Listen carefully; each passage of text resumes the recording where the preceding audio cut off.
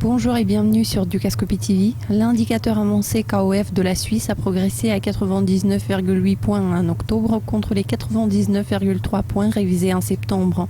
Je m'entretiens avec Klaus Eberger, chef du département des enquêtes de confiance chez KOF. Klaus, est-il possible que la Suisse reste à l'abri de la stagnation de la zone euro ? Oui, on pourra éviter cette stagnation, mais la Suisse est quand même dépendante de l'économie européenne.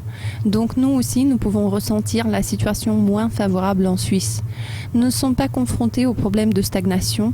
En règle générale, la Suisse se porte mieux que l'Union européenne, mais de toute façon, nous ressentons les effets du ralentissement.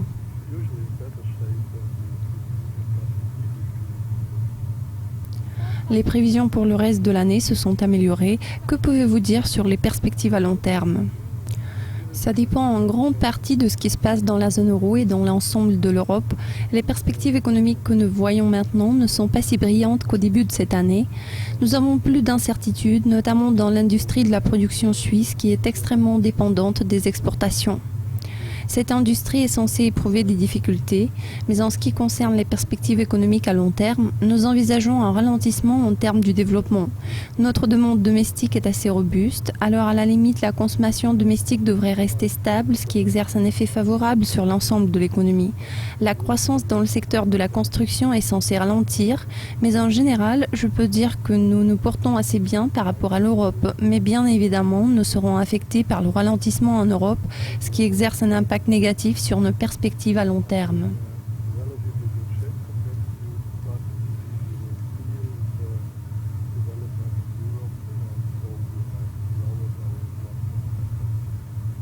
Quelles sont les raisons derrière cette amélioration, vu que plusieurs analystes s'attendaient à des statistiques décevantes ? Cela est dû aux attentes de la demande domestique très solide. La demande et la consommation se sont vues ralentir dans la première moitié de l'année, mais nous croyons que c'était le résultat direct de l'hiver doux et donc le besoin de chauffage n'était pas si prononcé. Nous voyons que les facteurs basiques de la consommation intérieure sont très bons. L'évolution du revenu est très bonne aussi. Nous constatons une augmentation au niveau de l'immigration et de la main-d'œuvre, donc tous les fondamentaux de la consommation domestique sont très favorables et malgré un certain ralentissement enregistré dans la première partie de l'année, nous anticipons un rebond sur ce plan. Voici la raison pour laquelle nous sommes très optimistes par rapport aux perspectives à court terme. Nous observons un rebond au niveau de la consommation domestique.